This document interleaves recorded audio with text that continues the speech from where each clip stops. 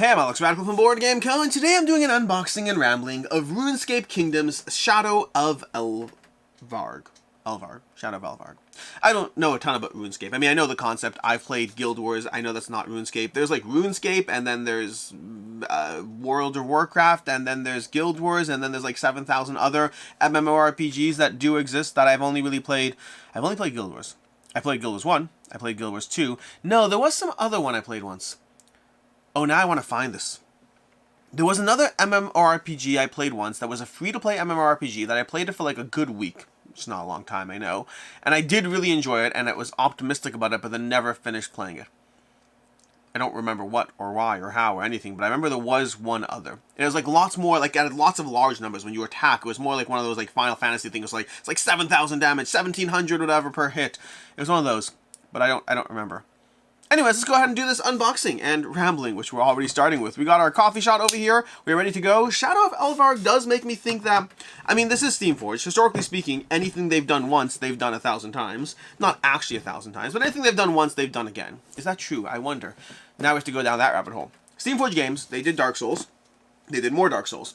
They did Horizon Zero Dawn. They did more Horizon Zero Dawn. They did Elden Ring. They said they're going to do more Elden Ring. Resident Evil, they definitely did more Resident Evil. They haven't done more Bardsung, to be fair. They haven't done that yet. So not necessarily everything. Then again, Bardsung is not an IP. It's their own original IP. Anything that has had an IP, they have done again. Is that true? I wonder if that's true. They've done like a ton of Sky Tier. Not Sky Tier. That's the wrong company. God Tier. That's the one.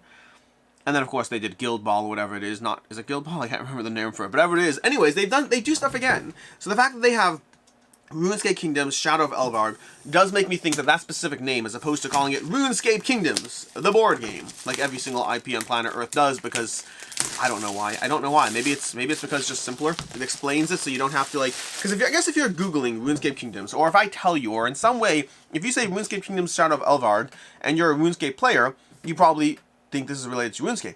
But if you call it RuneScape Kingdoms, the board game, you don't have to worry with that. So maybe that's the reason for this, naming convention that happens on nearly every single IP out there. Elden Ring, the board game. Horizon Zero Dawn, the board game. Resident Evil, the board game. Is it called Resident Evil, the board game? I think it is. The newest one from Steamforged, like number 3. Anyways, let's go and dive into this. RuneScape Kingdoms. I have played this game. I played it during the prototype phase. Specifically, I played it on TTS, or Tabletopia, one of those two. I did not actually have to play this one in person. This will be my first time doing so, whenever I get around to this one. Although I do think I'll be getting around to this one a little sooner than some of my campaign games, because I think this is one that was accessible enough that I could play with my kids, although the rules are certainly not accessible. The rules are definitely a lot, but I remember playing through this, and it's basically move, collect, move, collect, move, collect, taking actions around the board while you go on quests. If I recall correctly, you don't really lose so much as just keep trying until you win, which is more akin to a video game, honestly, so that's a fair matchup. Over here we got a decent amount of pages over here. More pages than I would expect, given how complicated I remember the game being. Mini-bosses, boss fights. I don't remember this being a complicated game, but this is not the simplest rulebook. There's a campaign aspect. I don't remember exactly. I played a single shot. I played through a single encounter, played all the way through the boss fight, faced off against the boss, won the boss. I think I won against the boss, and I don't remember. It is a film playthrough, so I probably could find that somewhere. We have notes. We have sections of notes on the back over here. So, decent enough rulebook over here. Very clear, straightforward. I can't say clear. It looks clear and straightforward. Have not actually read through it to actually learn the game, but again, I have played it. You have our campaign sheet, I guess. You know, your little campaign sheet as far as, you know, tracking the things you've done. A whole lot more than any individual is ever going to need, I'll tell you that much. You will never need all of this. We have our boss board. This is our boss encounter board, although it looks like there's a bunch of them, so this is going to be a Dragon Slayer board over here, but I don't think I actually played this one. I did not play against the Dragon Slayer. I don't believe so, at least. I did not play against the Demon Slayer. Again, I don't believe so. Maybe I did. Maybe I did. I don't think so, though. I think I probably played against maybe this guy over here, the Crypt. Did I do the Crypt guy over here? This seems like it's correct. Vampire Slayer, this seems right. I think I played through the Vampire Slayer. This map looks correct, and the general concept of the board, I mean, they all look fairly similar, just giving you a different rule set. It is interesting. It is an interesting conversation how very often when you're talking or when companies are telling you it costs money, supposedly boards cost a lot more money than miniatures. And I am surprised. I'm happy. I am happy. But I'm surprised if they all use a similar pattern, like a 3x3 grid. Why not just like have these rules printed somewhere else on a cheap piece of paper and give you a single 3x3 grid? Now, I'm happy they didn't, to be very clear. I'm happy they didn't, but it is an interesting question as far as, you know, that. Oh boy. Steamforge games. They have these tokens here. Now, Steamforge games, I've seen this in, I want to say, Sea of Thieves. Or not Sea of Thieves. Oh, darn it. What's the... Sea of Thieves is a different game. Or is it Sea of Thieves? Is it Sea of Thieves? Maybe it's Sea of Thieves. The board game that they have. The IP board game. They have tiny, tiny, tiny tokens. And I hate tiny, tiny, tiny tokens. These are... Do you know how much of a pain this is going to be to punch out? I may not have to, actually. Because I think they have those tokens in deluxe form in the Deluxe Expansion over there. So I may not have to, which would be great because I don't want to at all. I should also say, I'm coming down with something. I got something for my kids, so if I have to sneeze or cough or anything throughout the course of this video, it is what it is. I will make sure not to play this game with friends for the next 2 or 3 days, because I don't want to give them all my cooties. Anyways, we have our board over here. You'll be wandering around the board, the land of RuneScape, I guess? Elvarg? I don't actually know what the land of RuneScape is called, unless it's called RuneScape. Like I said already, I played Guild Wars. Guild Wars is always my bread and butter as far as the campaign game that I love playing, or the MMORPG that I love playing growing up. I love it. I played Guild Wars 2. Did not love it quite as much, but I had fun with Guild Wars 2. I still played it for hundreds of hours, but it was definitely Guild Wars was the definite one where I loved it. Guild Wars was such a good time. I was playing Magic the Gathering back in those days. This, by the way, if I didn't warn you, like I typically do, this is an unboxing and rambling. If you're here for exclusively RuneScape content, you are on the wrong channel. If you're here for whatever happens to happen throughout the course of this video, well, then you're on the right channel. Is there a thing underneath this? There's not. We just got our basic insert. We got our various characters, our miniatures. Miniatures all look good. They have a very simple stylistic approach over here as far as how they are. Let's go ahead and show you some over here. So we're going to have our dragon over here, this guy over here. This is Elvarg. Is that Elvarg? I don't actually know any of the reasons for the naming conventions behind anything, but this guy looks fun. Again, a good solid miniature. I assume this is the dragon boss you're fighting off against. You can go ahead and put him down over here so you can see him on the table. We also have this other guy who might be the Vampire Slayer. No, this is going to be the Vampire Slayer. This guy's going to be the Vampire Slayer, I assume. Just looking at it, you know, just instinctively. We got both of these. These two over here. 2 more red bosses. And the red's even showing up well on camera, which is impressive. It's normally hard for this color of red to show up well on camera. Usually like blues, greens, grays, blacks show up. But red, orange, and yellow don't show up well. Although this red is dark enough that I guess it is working. It is defeating the normal rule. I like this guy. He's fun. I like him. But yeah, I remember this being a somewhat accessible game experience. I thought this, like, I remember playing through this, and this is not a game I would play on my own. I think this is too light for what I'm doing on my own. I think of the game, if I recall correctly, you're basically wandering around from location to location. You're going to be going around, taking actions, collecting stuff there, slowly trying to level up your character, occasionally taking tests and things like that. It was a fairly basic, straightforward game. It was fun, but it was fairly basic and straightforward. Those two things can exist. I mean, Marvel United is, the Lord knows, is fun, but fairly basic and straightforward. Although I will say, Marvel United has a significantly shorter rulebook than this, so that is a question mark on this. Like, Marvel United, my kids can play without me. I am hesitant to believe that my kids can play without me, given just the rulebook that we were looking at over there. So we got a whole lot of cards to go through. Let's go through. I mean, usually I already start with the miniatures. I guess let's finish the miniatures. And these are all characters you can play as over here. The game is fairly, again, most of the things that can happen in the game are going to take place through the nature of cards. There is a tutorial deck, by the way. One thing worth noting, if you are watching this video over here, do not shuffle the cards. Do not shuffle the cards. You're not supposed to. One of these decks is a tutorial deck. I haven't read exactly how or where or what. I just saw a post on Facebook about this, so be careful if you want the tutorial. Otherwise, you can shuffle whatever you want. So, we got some miniatures over here. We're going to go through all these bit by bit. We have all the expansions to go through. I think this will be a fairly short unboxing. Nothing too taxing as far as the stuff you're looking for. Here we go. You see we got those little guys. I like the sculpting. It's not overly detailed, but I like that. I like the lo-fi approach, and we can definitely afford a lo-fi approach here and there. It's we get too much high detail content in general, too much high detail miniatures, that having some that are a bit laid back is not a bad thing as far as I'm concerned. We got these guys over here. Let's see if we can focus. The board behind was a mistake because it makes focusing take forever. There we go. You gotta get the camera to like focus on this instead of the board, because the camera's too smart for its own good. It sees the board and it's like, hey, this is the thing we want to focus on. And I'm like, no, it's not the thing we want to focus on. Stop pretending you know better than me. And the camera's like, stop talking back to me. And then we end up in a vicious cycle where I have to buy new cameras because my old cameras are no longer willing to work. This guy's gonna, that guy feels like it's gonna stick out a little bit, but it is what it is. Anyways, we got our cook, our chef person over here. If we can again get that focusing right, there we go. I like them. Again, they're very simple, very straightforward. This is a low miniature game, not a ton to look at. It's nice. I like the stuff there is to look at. It's just not a ton. It's all cards, tokens, and the board. Pretty straightforward. Which I guess if you get a retail copy of the game, that's pretty much what you're going to be getting there. That core box over there as far as just the simple directness of, well, all those tokens, cards, everything. And again, I think it is a fairly straightforward game. Steamforge, for whatever reason, I don't find their games to be that complicated. But their games do tend to have longer rulebooks. This is something that's true of Come On as well, by the way. Come On, their games I don't find to be the most complicated, especially if you're teaching people. They're very easy to get them run. I like these characters. I like the archer. But I will say that even though I don't find them that complicated, they are rules heavy. They have like 30 pages of rules in every single one of these types of games. And Steamforge seems to be following that kind of trend, which again, not necessarily a bad thing. It depends on how hard they are to go through. I need to make sure to not shuffle or mix up the order of these at all. But let's go ahead and take a look and see what we got. But yeah, I don't mind the rules as long as it's simple to actually go through. As soon as it becomes complicated to go through, it changes the conversation. Now, let's take a look at these. We got some cards. Lava, Torn Asunder, Dragonfire from Above. So we're going to have, I don't even know what these are. These are the vault cards, so whatever the vault cards are, but I don't remember. I don't remember much about this game. Like, you're going through the experience over here, and you're just trying to go on various tests and things, but I don't think these vault cards are where I'm going to find those cards. So that's the part. I remember playing the game. It was a while ago. That's how covering crowdfunding campaigns tends to go. But because it was a while ago, I remember the general idea. There was a mini boss throughout the adventure that you can face off against. There was a final boss you would tackle. The mini boss would get in your way. The final boss would be the thing you actually have to defeat. You have to prep to get to the point where you can take down the final boss. But again, these are like lava cards, Flame Slayer. I don't think these are the main cards you're looking at. These look like the main cards, maybe. Side quests, there you go. Yeah, so you have side quests over here. I don't remember some of these terminologies, but it tells you some of the things you need. To complete this quest, the adventurer must visit each of the regions listed below. This one over here is going to require certain items, I think. Adventurers can only accept this quest if they are in Faladar. If the adventurers in Black Knight's Fortress, they can perform the following action.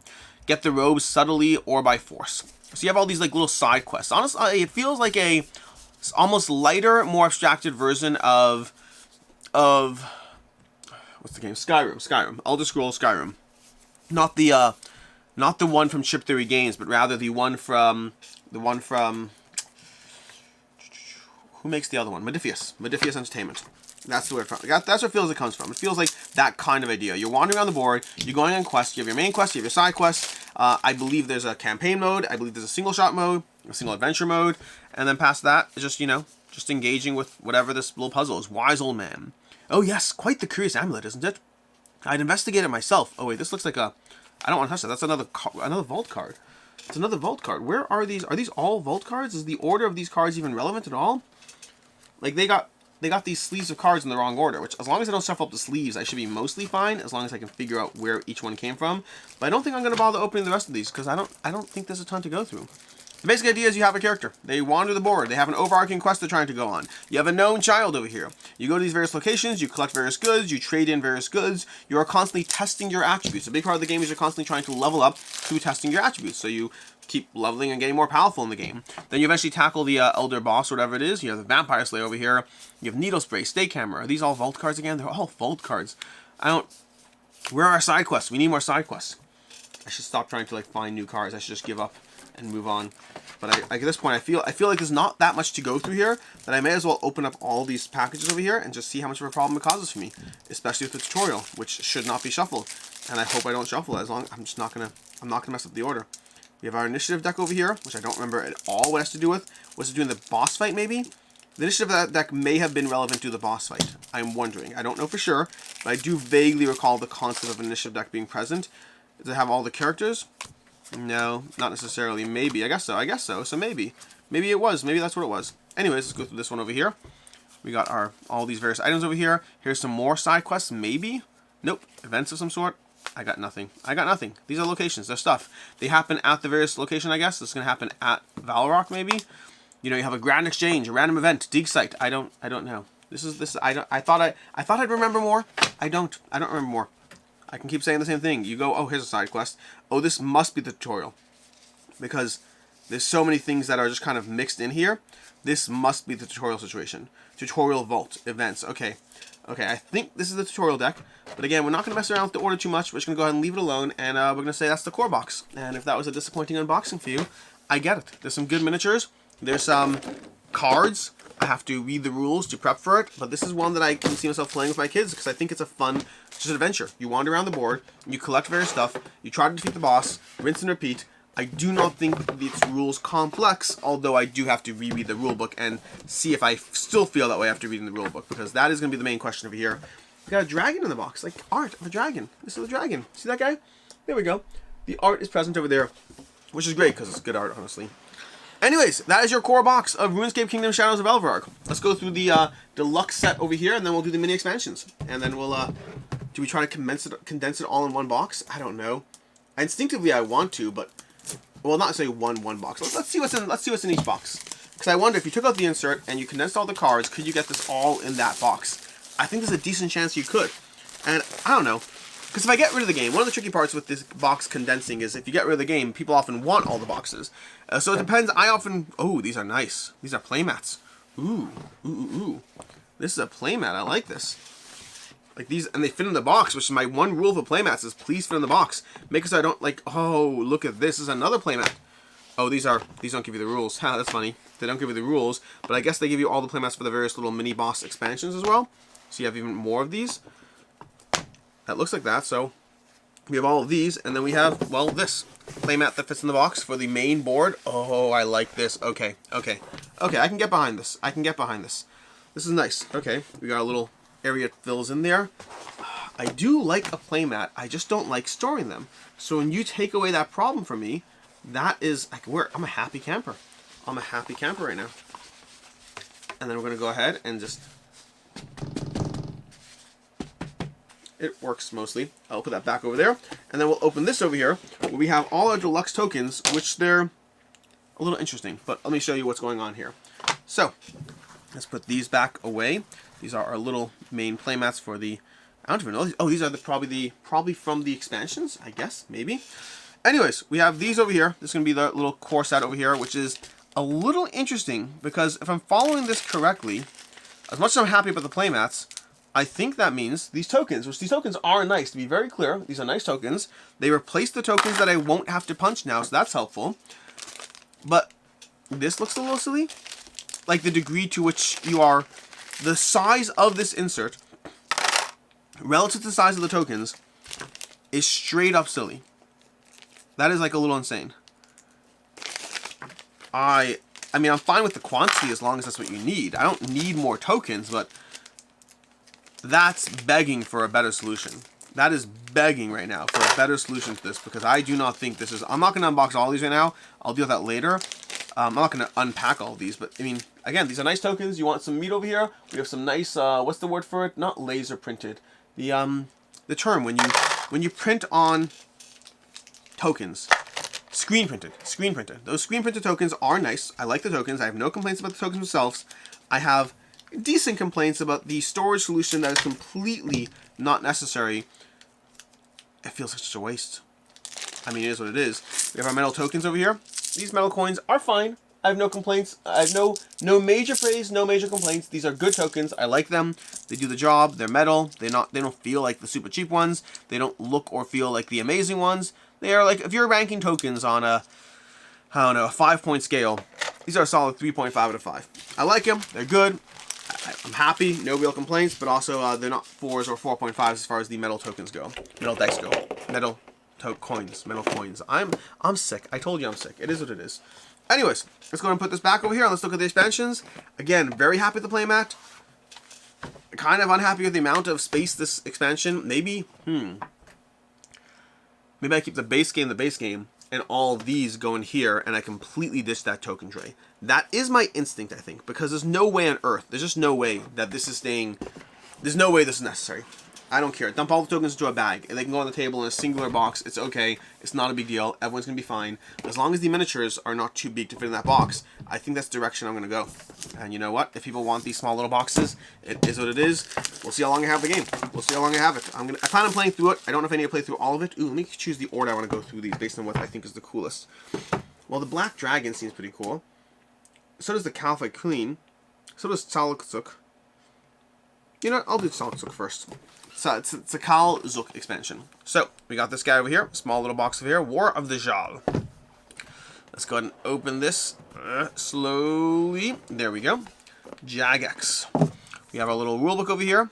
We have our affordable map that we technically don't need now that we have the deluxe map in the expansion box. So I guess we don't really need this even, which is nice-ish, but like it makes me want to throw this out, but this feels too nice to throw out, so we're not going to do that.